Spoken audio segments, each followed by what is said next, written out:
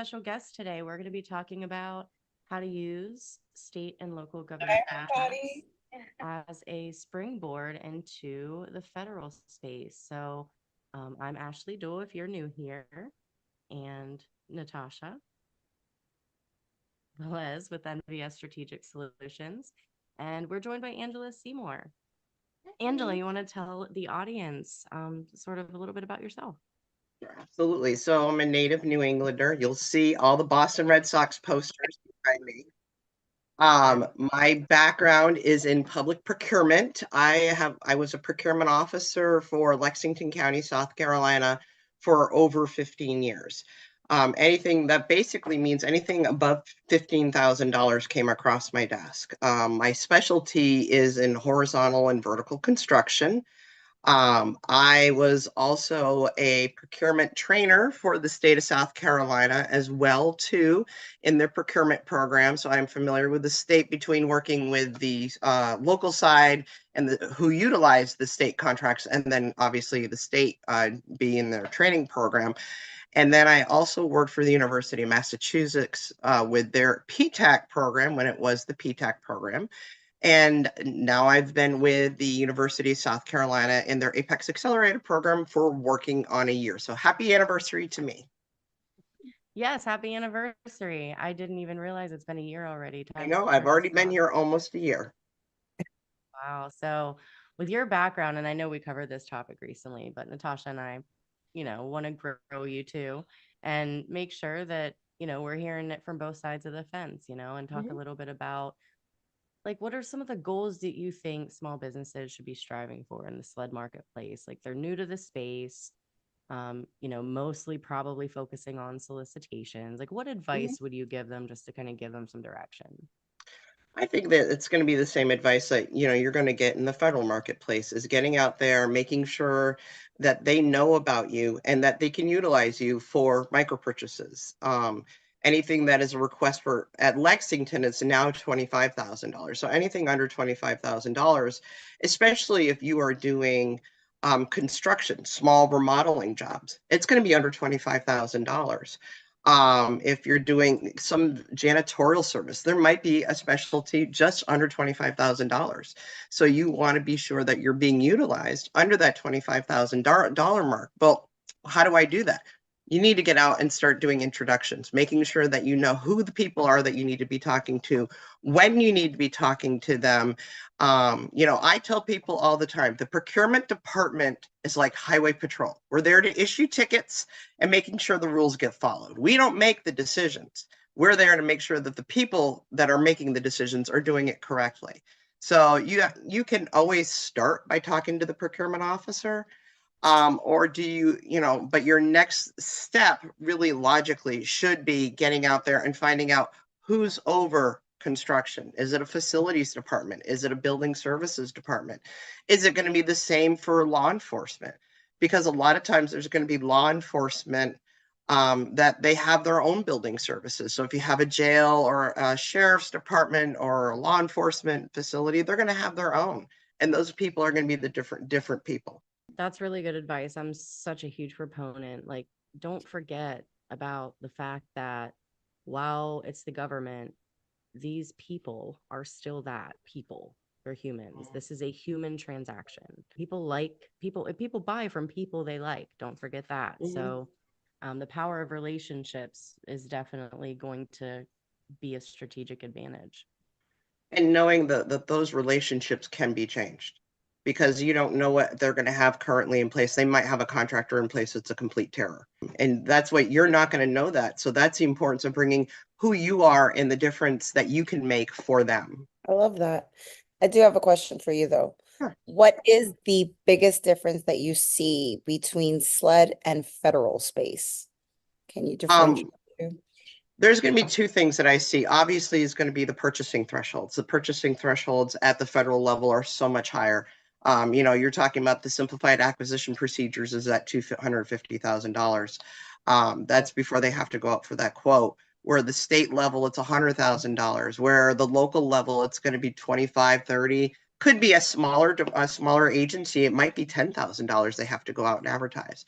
It's, that is the really important thing of getting out there, finding out what their purchasing ordinances are and what their rules are. And then also accessibility as well, too. How do I, it's going to be a lot harder at the Department of the Army to get a hold of facilities manager than it is going to be for a county or a town or law enforcement or a university. There's going to be more likely to be accessible to those departments. I think it would be easier also to, if it's local to you in your SLED, it's easier for you also to market to those people because they're easily accessible to you versus the federal. Absolutely. You can build those relationships. So And yeah, a lot of times too, when you're talking about towns and counties, there's county council. They're out there looking for votes. So, yeah, making sure that you're talking to, as much as the procurement people hated it, getting out there talking to your county councilman, talking to your mayor, talking to whoever it right. is. I've got a brand new business. I've decided to bring my business to your location. How can I get involved with your agency? Whatever it is. Absolutely. Absolutely. That's great. It's a great question. And one thing that I hear complaints of from small businesses, who maybe didn't know about the opportunity in the SLED market, maybe they were previously focused on federal, and it makes sense for them, whether it's based on what they do or just whether it's an easier path to engage in the SLED market. I find a lot of times that they'll end up very scattered, right? These humans are in different states at the county, the city, the state level. How do you get to the bottom of it? How do you know Mhm. exactly who you need to know, essentially? Will you find that information on the state's procurement website? Mhm. And I know with the state of South Carolina, they have a list of their procurement officers for each agency because with the state, they have a big agency where they have the MMO, which is now the State Fiscal Accountability Authority. And within the MMO, say you have the Department of Administration. Well, they have their own procurement team. SLED, which is law enforcement, that they have their own procurement team. So, who do I talk to and when do I talk to them? And also getting to know the school districts as well too. Because the school districts under a certain purchasing threshold, they're purchasing themselves. Where under, a certain or over a certain purchasing threshold, they got to turn it back over to SFA to turn around and bid it for them. That's interesting, and a lot of similarities, with the federal space when it comes to, you have your departments, you have your sub agencies, and then you have your procurement offices, all different staff, Hmm. different locations. So, I mean, pretty consistent. And the only difference I'll say to watch out for if you are focusing on SLED is, like Angela referenced, each state sort of have their different procurement code. Like, I feel very fortunate, being a counselor in South Carolina, that South Carolina goes by the FAR, but that's not always the case, Hmm. right? So you do have to be cautious. They are not all the same. Just take a look at that state's procurement website or that county's procurement website and read, right? Absolutely. This is a And take a really look at their helpful. ordinances. And some of them may not be an ordinance. It might be written into law. It might be something like at the state level, you're going to be going to look at the law versus the county, which is technically it's an ordinance, but many people don't know to go look at the word ordinance to go find those regulations. And Right. another big difference is going to be your certifications. That's Hmm. one we haven't touched on yet. So at the state Absolutely. level, we have in South Carolina DBE and MBE, but there's no equivalent of a WBE, right? Hmm. There are some states that are now acknowledging LGBTQ and they have Hmm. their own programs for Massachusetts is that. one of them. Now, Mass each is, state also kind of uses those programs in a different way. So before you go willy nilly signing up for DBE in all 50 states, understand how that state uses the DBE or the MBE or whatever certification it is to kind of make an educated decision on, will this benefit me? I once had a client bidding on an opportunity in another state. And while she was registered as an MBE in that state, because she didn't live in that state, that hmm certification was a little bit useless for her because the priority was given to companies Right. within that state. So just kind of something to look out for. And that's another thing that we haven't touched upon yet. And it's one of the challenges you're going to see at the state level is they have in-state preference where they're going to give a certain percentage of preference at the time of evaluation to a certain state. So South Carolina, if you are located in the state of South Carolina, you have one preference. If your product is made within the state of South Carolina, so if you have an ammunition company that is located and making their product within the state of South Carolina, you get to have the double combination of both set asides. So you get to have, and that's going to be during an evaluation process. So how does that work? So say you bid $1,000 and you're getting 10%, 5 for the location, 5 for the, it being manufactured here. That means at the evaluation period, if you are $1,000 and your competitor's $1,000, they're going to be evaluating you at $900. So now you've just secured the bid. You're charging $1,000, but now you're going to be evaluated at $900. So you have won or secured that during an IFB. Which is pretty Even much the if you're same not, concept for the hub zone program. The 10% yeah. price preference they have as well. I'm sorry, Natasha, what were you going to say? No, I was just thinking about that. There was one where we had a client who was not located in the state, but the state knew that a lot of the vendors were not going to be bidding that were, located, were outside. It was like really close to California. So they knew that a lot of people from California were going to be bidding on this.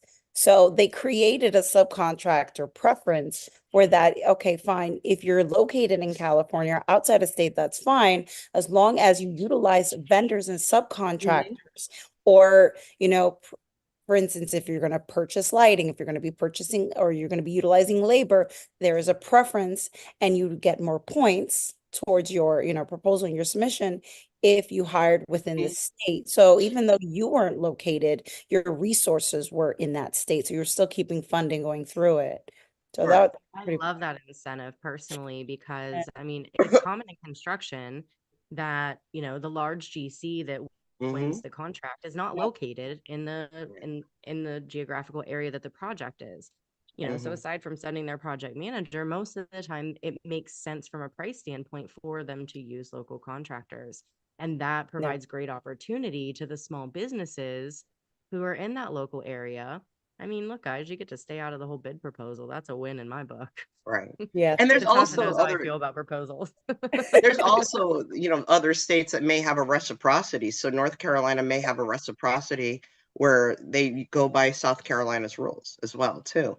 One of the other things that I wanted to bring up as well, too, when we're talking about set asides is what I tell my clients all the time. Federal doesn't recognize state, state doesn't recognize local, and it goes the same way up. They don't recognize each other. So as you were talking about with the Commonwealth of Massachusetts, they have the LGBTQ. Well, the state, the city of Boston may have it, but the city of Springfield doesn't. So they Right, wouldn't necessarily recognize it. In South Carolina, there's a lot of conservative counties. The larger counties, they might have a set aside program. Richland County has a DBE set aside program. Lexington County, very conservative. They're like, no, we, sharpen your pencils, bring your best price. So that you have to take that into consideration as well, too. Is just because it's a larger county, it depends on how it's run. Yeah. Richland County, even though they have their own DBE, will a state DBE be accepted by Richland County or no? No, you would have to apply for their individual, and that's gonna be the city. The city of Columbia is located in Richland County, and that's the same thing. They have their own DBE as well, too. Now, again, it may vary. It could vary where they say, no, we're going to follow the state's DBE, because one of the other things that we haven't talked about is DOT. DOT has that set aside for women-owned, minority-owned, disadvantaged businesses. And when you're using DOT funds at the local level, so Lexington County had a pot, they called it the C Fund pot, and it came from the state C Fund program. When they were bidding with those funds, they had to follow what was in place, and the attempt at 5% of getting your contractors as a set aside. So sometimes they spent that entire pot of money on a line striping program where 100% of it's going to be done by the set aside because it's a small business set aside for line striping. Or if they're bidding out a large project, they may only have, they might be having a contractor who's making an attempt. It's a goal. It's not necessarily a hard and fast. It's not a rule. It's a goal of making an attempt at, okay, for my mobilization, I might use this minority contractor as far as the state of South Carolina goes. For whatever it is, for line striping, we're going to use this. So this is going to equivalent to 15% of my bid. That makes sense. And on that note, this is even because, I come from the federal space, and Natasha and I, as we're wiggling our way into our local market and kind of exploring how all of those operate, it does sort of put me back in those beginner days, right? Where it's like, oh, I'm a little overwhelmed. There's so many cities, so many counties, everybody's got their own certifications. Like, what resources or support systems would you recommend to a small business trying to understand and access the SLED opportunities just in their backyard? Because honestly, that's when you can be most competitive on price, as if it's right next to it. So what would you recommend? So obviously, the Apex Accelerator, we have our bid match program, and an Apex Accelerator counselor will walk you through who's going to be utilizing our state of South Carolina's website. We have that procurement map page. And when I'm meeting with my clients, I literally will walk you through that map page and say, okay, you need to look at this county, you're brand new, you're located in Charleston, you're doing HVAC. There's no point of coming up to Columbia because you're going to spend more money on your overhead and gas mileage or mobilization. I would also say if you're going to look in the region area, say that's something you can offer regionally, look at NASPO. It's the National Association of State Purchasing Officials. They have a United States map on there. Ashley, I showed it to you yesterday of where you go to click on the map. And that also includes the Virgin Islands, Puerto Rico, and Guam, and, Alaska and Hawaii too. So if you can do things regionally somewhere else or across the United States, go to NASPO. And when you click on that state, you'll be able to see the staff, the head of that procurement office. And most of the time, I'd say 3/4 of the time, you're going to have access to that state's e-procurement system. The state of Hawaii is one I always show because I'm like, we were just talking about this. Who doesn't want to go to Hawaii? So you go on there, you click on Hawaii, and Hawaii is a great system. They have an e-procurement system. You can go out and see their pricing. And, can I be competitive being in South Carolina going all the way out to Hawaii? It may not work out for them. So that's why, just going out there, doing your market research. But as you said, too, stay regional. Start regionally if you can. Now, if you're a product that you can sell e-commerce, then it doesn't matter. You can look anywhere.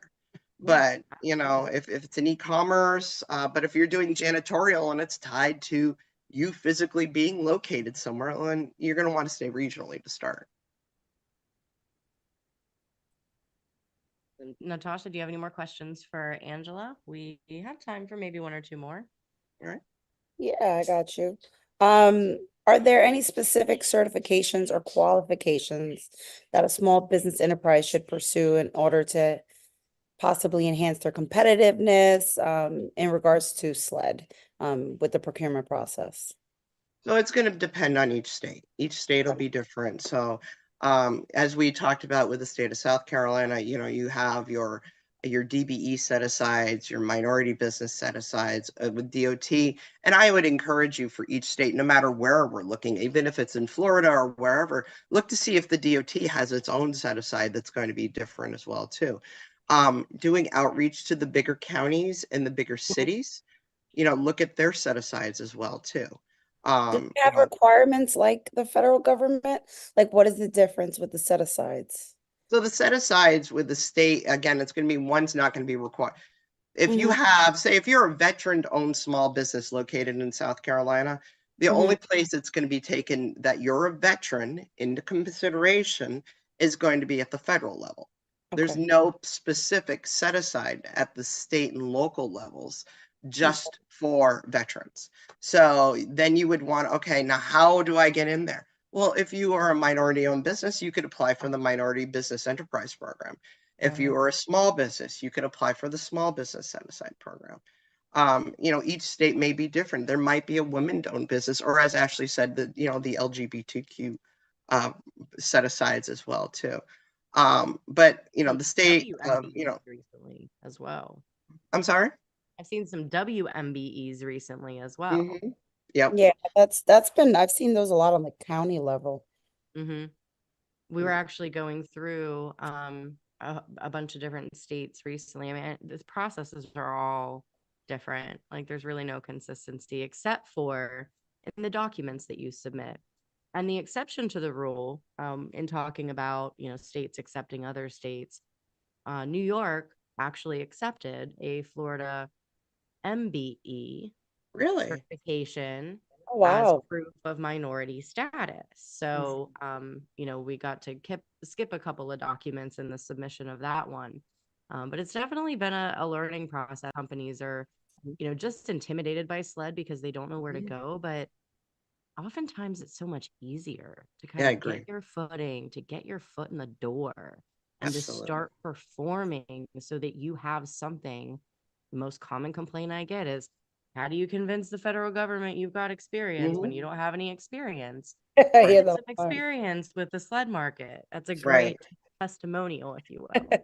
No, and I agree 100% on that. I tell my clients all the time, experience begets experience. So, that is when you get in and you do those micro purchases under $5,000. You go out and you do a request for quote and you do the work.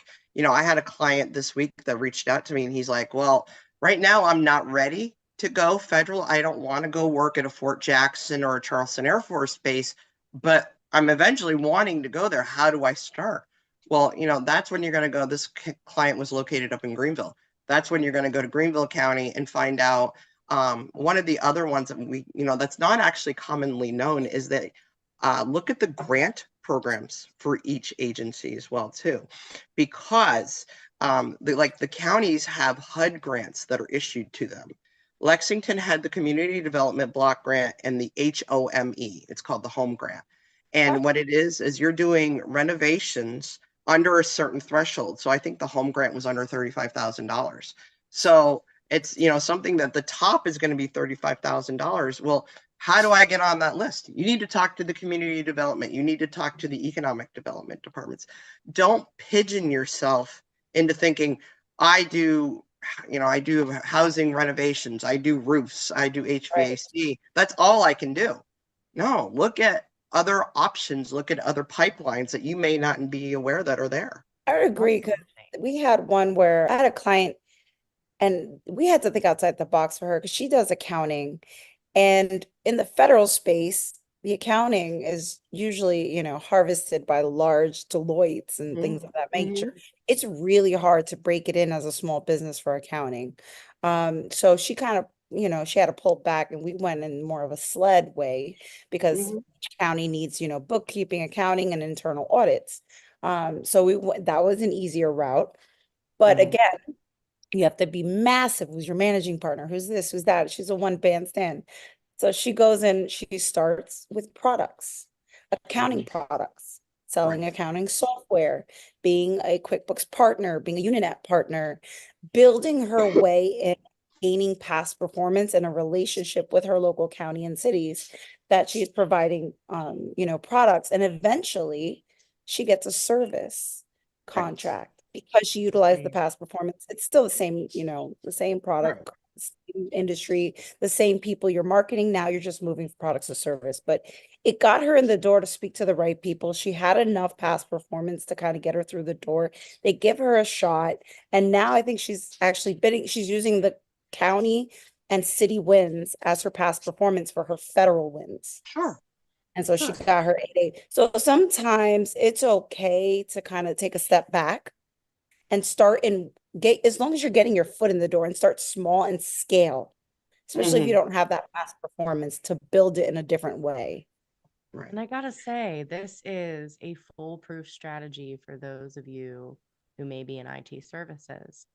One of the biggest complaints that I hear is, I need a facility clearance for everything. Yeah. There's only two ways to get it. A private's got to sponsor you, or an agency's got to sponsor you. And until you've got a Right. contract, no one's going to sponsor you. So how do you Mhm. really start making traction? Well, the states and the counties don't require you to have a facilities clearance guide, so that one barrier to entry is removed. Go do what you do well at the Right. SLED level, build up your past performance, become more attractive to those primes, and they'll want to sponsor you for that clearance because you Yep. know what you're doing. And kind of Yep. piggyback that on that too, Natasha. With that sort of thing, the bigger companies don't want to come into the smaller marketplace. Yeah. They're going to lose money. There's no way that they're going to be able to come in and make money on it. They want to stay into that bigger marketplace. Right. There's a lot of agencies in South Carolina. I mean, you think of we are a 46 county state. There's a lot of agencies that, they do onesie twosies. When I was working at Lexington County, we would do over 100 solicitations a year. It's a large county. We are, multi-$100 billion budget or $100 million budget. So there's more there. Where Yeah. I was once at a conference and this lady's like, I am the only procurement person in our whole county. And I'm like, oh, wow. How many solicitations Oh, are you doing a year? She goes, 8. And I'm like, oh my wow. God, I do like 8 in like 3 months, maybe not more. So, oh, we do 8. So, something like that where you're talking about, sometimes the procurement department is run by finance. Yeah. In my opinion, I have various opinions on why that's not a good thing, but you shouldn't be stealing There's from people to internal pay Paul. control issues there, but yeah. Yeah, but that's besides the point. That's besides the point. Yeah. But when you have something like that, a finance department, they Yeah. might not have a finance person. They might have to third party a lot of things because they are a smaller county.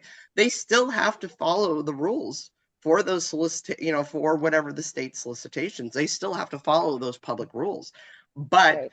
they don't, they are a little more, that's not when a Deloitte's going to want to come in. They're going to want to No, wait. and they're not going to win because I've noticed that a lot of it really is LPTA.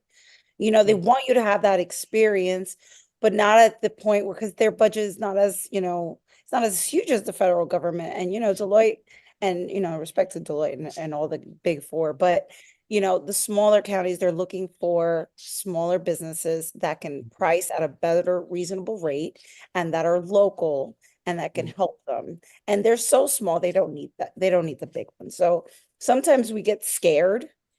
I know a lot of Mhm. people see who's following these opportunities and a lot of people get scared and they're like, oh no, but that's only like half of the people that are going to even apply. But ultimately, I would agree. They're usually very small and they usually go for the smallest businesses that still have that experience and can even build a relationship with them because you're local.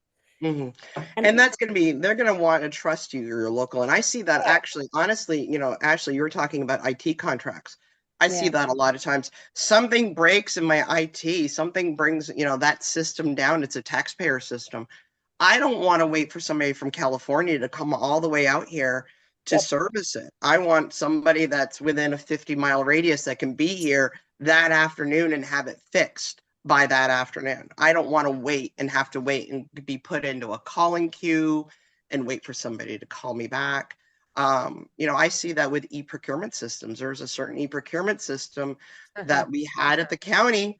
It went down 10 minutes before a construction bid was due, and it came back up at 5 minutes afterwards. Well, let me oh, tell you, you have a room full of construction people. They are about, you know, they have all sorts of theories of why it happened and why they're They not don't going to be like able to writing say no. proposals either, so you just ruined No, the no, day. no, not with these guys. So you want somebody that's going to be local that you can make a phone call. Yeah, I can be there in 30 minutes. yeah, and that just kind of pulls into the whole not just local but just small because Mhm. you still matter. There's a human answering the phone that's local that you have a relationship with, that you've built that relationship with through all of this and don't get me wrong, through all the AI and all the Zoom Mhm. and everything, there is still something to be said about a personal approach and Right. having a relationship with your, vendor and your client. So I think And Right. that's going to be important a lot of times with county councilmen or Yeah. council people or the, the town council or city councils or the mayor, if, they're going to, that finance department say they have to go through an audit. They want somebody that they can call and, they can be there for a council meeting and it's not a big deal to schedule them in and they'll drop everything. The larger agency or, a larger company is not going to drop everything to be out there. They Correct. want that personal touch. Yep. Absolutely. Well, this has been fantastic, ladies. I don't see any questions from our audience. Does anyone have any last minute questions before we depart this evening? Drop them in the chat now. I got to say, it certainly interesting. Gave me a couple perspectives that I hadn't really considered before, and definitely taught me that I need to do a better job at keeping my finger on the pulse of what's going on around here. Right. Because And I, I one of the definitely, things that I do is I have a Google search that sends me, you can set up your parameters of your Google search to email you. And one of the things that I do is I have one for Columbia, South Carolina. I have one for Small Business South Carolina, and it emails me every day, the things that are going to go on within the state of South Carolina, within small business in South Carolina. And it's free. And it just gets dropped to your email, usually about 3 o'clock every day, and you find out something new. And that's how you're going to find out what's coming down the pike. How am I, I'm a construction company, I'm a transportation company. What construction projects are coming? Put that Google search in, have it email you that, and then you'll know within your location of what's going to be done. yeah, and you Absolutely. can prioritize who you register with based on where the opportunity is coming from. That way you're not driving yourself mad, checking cities and counties off of the list. Right. So this has been wonderful. Thank you, Angela, for joining Thank you us. guys for having me. I've Yeah, really enjoyed love it. meeting you, For Angela. Nice to for meet you. interrogating her with me. Thank you, everyone, for joining us. Those Thank of you who you. are watching live and in the groups, submit your questions. Tune in next week. You know the drill. Talk to you soon.